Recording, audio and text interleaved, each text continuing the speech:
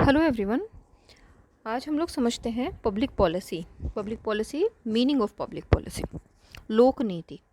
देखिए, अगर डेफिनेशन की बात की जाए तो कई सारे डेफिनेशंस हैं पब्लिक पॉलिसी के संदर्भ में।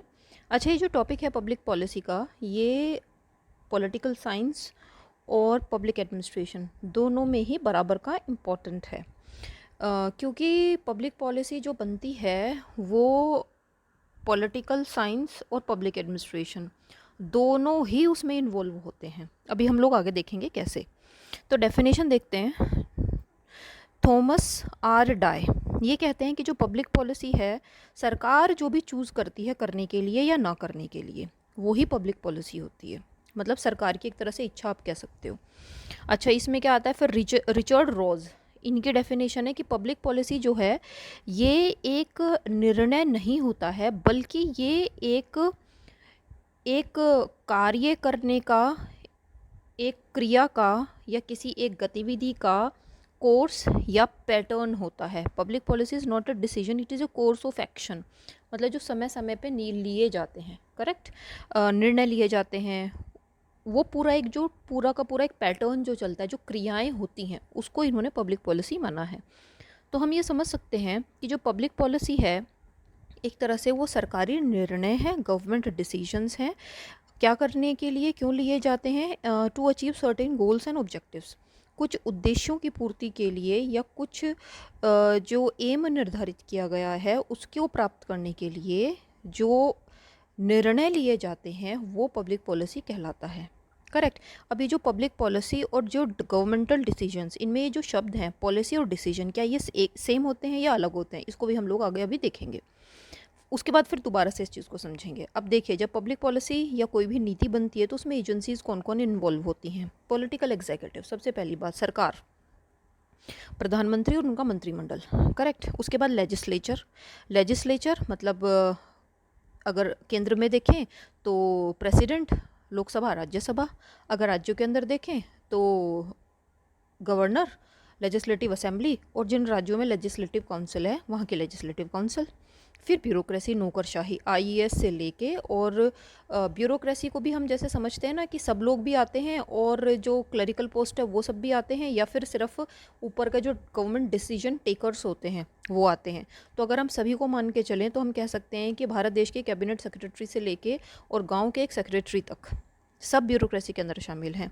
और फिर जुडिशरी का एक इम्पॉर्टेंट रोल होता है पब्लिक पॉलिसी के अंदर। कोई भी निर्णय नीति संगत है, संविधान सम्मत है, तो वो इसको तय करेगा कौन? इसको जुडिशरी तय करेगी। अब ये देखिए, इनपुट आउटपुट मॉडल, ये बड़ा फेमस मॉडल है। हालांकि जब हम डेविड ईस्टन को पढ़ेंगे तो उसमें हम इसको दोबारा से एक बार समझेंगे, लेकिन इसको समझे बिना पब्लिक पॉलिसी को नहीं समझा जा सकता है। तो देखिए, इसमें 3 चीज़ें इन्वॉल्व होती हैं जो हम इसको शुरुआत में समझते हैं। इनपुट, प्रोसेस और आउटपुट। इनपुट क्या है? डिमांड्स, जो सरकार को डिमांड्स जाती हैं, राइट।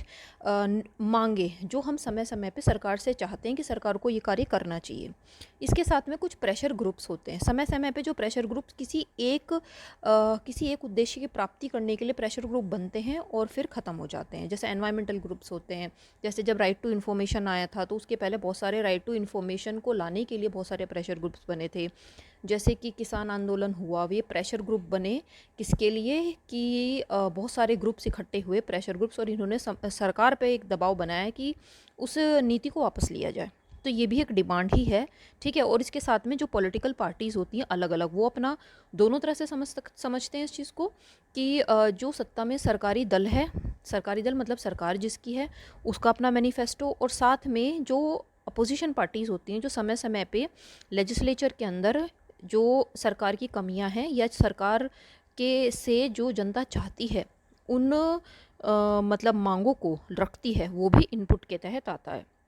अब ये सारी चीज़ें चली जाती है प्रोसेस होता है। यहाँ पे क्या होता है? यहाँ पे सरकार और ब्यूरोक्रेसी मिलके काम करती हैं कि कौन सी चीज़ उस समय के अनुसार इम्पॉर्टेंट है। अब देखिए, हमारे पास संसाधन क्या है? संसाधन में मैन, मटेरियल, मनी, ये इम्पॉर्टेंट है। उसके साथ में सरकार जो एम्स तय करती है वो हमारे लोगों की ज़रूरतों के अनुसार, उसके साथ में ये चीज़ें देख के, मैन, मटेरियल, मनी, ये रिसोर्सेज देख के, और साथ में दुनिया किस तरफ जा रही है, वहाँ पे कितना डेवलपमेंट हो चुका है। जैसे कि अभी कल ही हमने लॉन्च किया चंद्रयान 3, है ना। तो ये सब चीज़ें सोच के फिर निर्णय लिया जाता है। इसको आप ऐसे भी समझ सकते हो जैसे कि घर के अंदर बहुत सारे डिमांड्स बच्चे रखते हैं अपने माँ बाप के सामने कि हमें ये चीज़ें चाहिए, और कुछ मांगे होती हैं या कुछ ऐसी नीतियाँ होती हैं, या कैसे कह सकते हैं कि कुछ ऐसे निर्णय होते हैं या कुछ मांगे हमारी ऐसी होती हैं जो हम मांगते नहीं हैं लेकिन पूरी कर दी जाती हैं पेरेंट्स की तरफ से, स्वो मोटो सरकार अपने आप लेके आती है। जैसे यूसीसी, इस पर बात चल रही है, राइट, 3 तलाक पे सरकार ने निर्णय लिया है ना। बहुत सारी ऐसे निर्णय हैं जो सरकार समय समय पे लेती है, कुछ जो हम मांगते हैं और कुछ जो सरकार को लगता है कि ये आज के समय के अनुसार आवश्यक है। यहाँ से प्रोसेस होके फिर वो बहुत सारे जो निर्णय हैं वो एक नीति में तब्दील होते हैं, जिसको हम आउटपुट कहते हैं, जो एक नीति के रूप में बाहर निकलता है।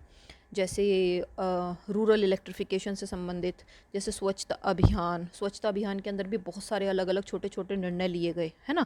वो सारे के सारे सरकारी जो फिर उसके बाद जो आदेश पारित होता है वो, इसके बाद में क्या होता है, अब ये देखिए नीचे, यहाँ से हमें पूरा प्रोसेस समझ में आएगा। फिर इसका होता है इम्प्लीमेंटेशन, ठीक है। इम्प्लीमेंटेशन होता है वो सरकार के द्वारा होता है। अब यहाँ पे जो निर्णय लिया गया है, ये निर्णय जब सरकार लेती है तो उसके बाद में इसका भी एक डायग्राम है, उसे हम समझेंगे। सदन में रखा जाता है, वहाँ पे इस पर बहस होती है।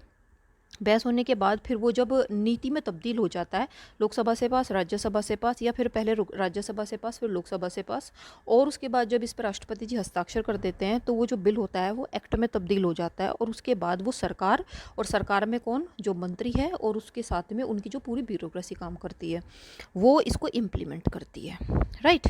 निर्देश देती है लाइन एजेंसी, मतलब जो मिनिस्टर्स हैं, और इम्प्लीमेंटेशन का काम हो जाता है एक तरह से परमानेंट एग्जीक्यूटिव का, जो कि ब्यूरोक्रेट्स होते हैं।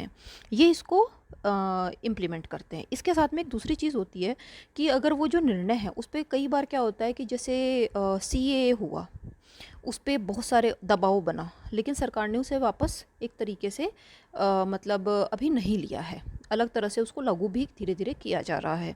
जैसे किसान आंदोलन हुआ, सरकार ने उस निर्णय को वापस ले लिया। कई बार जैसे शाहबानो का केस हुआ था, जैसे केशवानंद भारती केस, बहुत सारे इस तरीके के केस हैं, जैसे गोलकनाथ केस, ये क्या होते हैं, जुडिशल रिव्यू। जुडिशल रिव्यू जिसके अंदर मतलब जो कोर्ट होता है वो अपने निर्णय को भी दोबारा से पलट के देखता है, और साथ में अगर विधायिका ने कोई कानून ऐसा बनाया है कि जो संविधान सम्मत नहीं है, उसका भी जुडिशल रिव्यू हो सकता है। यहाँ से फिर जुडिशरी का काम आ जाता है। फिर ये फीडबैक जाता है, इम्प्लीमेंटेशन होगा, उसका इम्प्लीमेंटेशन क्या है, किस तरीके से मतलब सही तरीके से हो रहा है, जो जिस टारगेट को अचीव करने के लिए वो नीति बनाई गई थी क्या वो अचीव हो रहा है, जनता में उसका क्या एक तरीके से रिएक्शन है, रिस्पॉन्स है, वो सब वापस से जाता है, जैसे मैंने लिखा है फीडबैक के तौर पे सरकार के पास। वो जो फीडबैक होता है या फिर जो जुडिशियल रिव्यू का निर्णय होता है वही इनपुट के तौर पे वापस सिस्टम में जाता है, फिर प्रोसेस, फिर output, and the process goes on. ये इस तरीके से पूरी की पूरी एक नीति जो है वो बनती है। अब जैसे मैंने ऊपर कहा था डिसीजन और पॉलिसी, इनमें डिफरेंस क्या होता है, यदि ये दोनों एक है, इसको समझते हैं। जो पॉलिसी होती है एक नीति तक पहुंचने के लिए, नीति क्या है, एक ब्रॉड पर्सपेक्टिव है ना, एक बहुत बड़ा पर्सपेक्टिव है जो नीति है। उसको बनाने के लिए बहुत सारे डिसीजंस हम लोगों को लेने पड़ते हैं।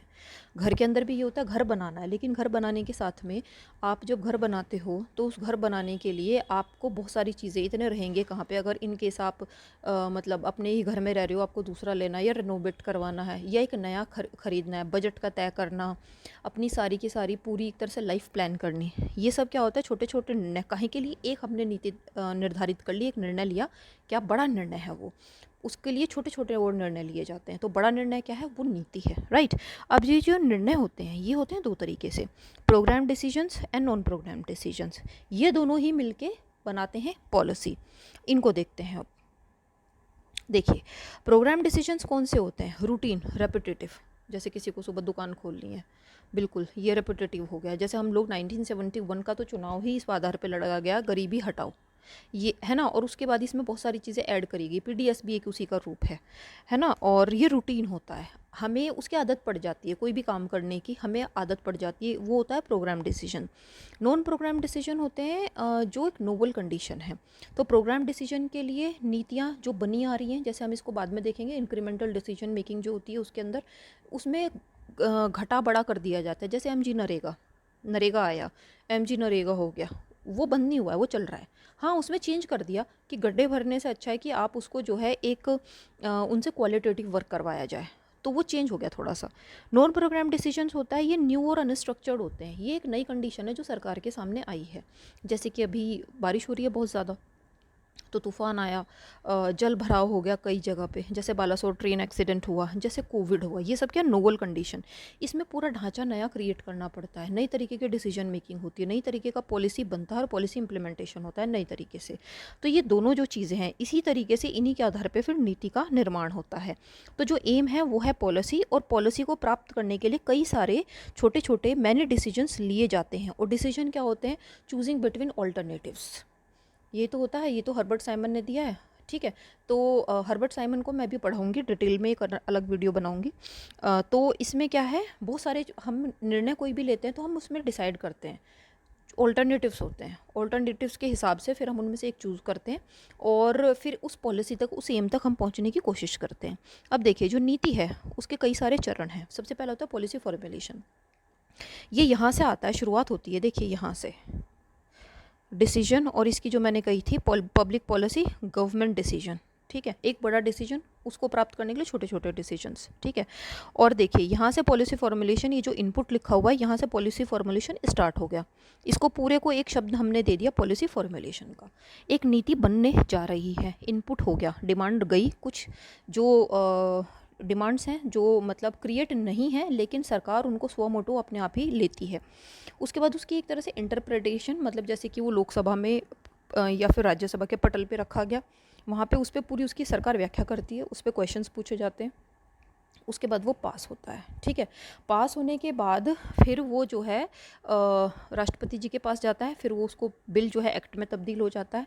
उसके बाद फिर एजुकेशन, उसके बारे में ये चीज़ है क्या, जैसे कि सरकार जो है विभिन्न माध्यमों से, मास मीडिया के न्यूज़पेपर है ना, अब तो मोबाइल में भी मैसेज भेजे जाते हैं, और इसके साथ में जैसे कि टीवी है, ये अलग अलग जो माध्यम है, रेडियो है ना, इंटरनेट, इसके माध्यम से सरकार जो होती है उसका प्रचार करती है कि ये क्या चीज़ है और हमें ऐसा करना क्या चाहिए, है ना। तो इस तरह से जैसे स्वच्छता अभियान, जैसे सुंदर भारत अभियान उसका नाम हो गया अब, तो उसके संदर्भ में बहुत सारी चीज़ें सरकार ने कैसे करें, है ना, मतलब अलग अलग हम किस तरीके से देश को और सुंदर या फिर स्वच्छ हम रख सकते हैं। फिर उसके बाद जो होता है उसका इम्प्लीमेंटेशन स्टार्ट होता है। इम्प्लीमेंटेशन जो होता है वो केंद्र सरकार अलग करती है, राज्य सरकार अलग करती है, और लोकल लेवल पे, मतलब हर एक लेवल पे उस पॉलिसी का इम्प्लीमेंटेशन होता है। जैसे कि पता ही आप लोगों को 3 लिस्ट होती हैं, सेंट्रल लिस्ट, स्टेट लिस्ट और कॉन्करेंट लिस्ट।